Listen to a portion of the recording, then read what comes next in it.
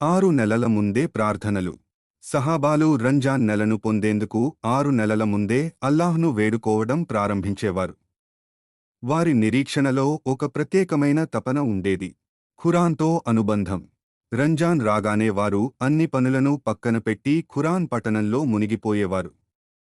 కొందరు సహాబాలు ప్రతిరోజూ ఒక ఖురాన్ను పూర్తి చేసేవారు. అంతులేని దాతృత్వం. వేగంగా వీచే గాలి ఎలాగైతే అందరికీ చేరుతుందో అలాగే వారి దానధర్మాలు ప్రతి పేదవాడికి, అవసరంలో ఉన్నవారికి చేరుకునేవి. కన్నీళ్లతో నిండిన రాత్రులు. వారి రాత్రులు నిద్రలో కాకుండా సుదీర్ఘమైన తరావీహ్ మరియు తహజ్జుద్ నమాజులలో అల్లాహ్ ముందు ఏడుస్తూ గడిచేవి. నిజమైన ఉపవాసం. తిండి, పానీయాలకు దూరంగా ఉండటమే ఉపవాసం కాదని, అబద్ధాలు మరియు పరనింద, గీబత్ నుండి నాలుకను కాపాడుకోవడమే అసలైన ఉపవాసం అని వారు నమ్మేవారు. ముగింపు. సహాబాల మాదిరిగానే మన రంజాన్ కూడా సాగాలని, అల్లాహ్ మనకు అటువంటి ఇబాదత్ చేసే భాగ్యాన్ని ప్రసాదించాలని కోరుకుందాం. ఆమీన్.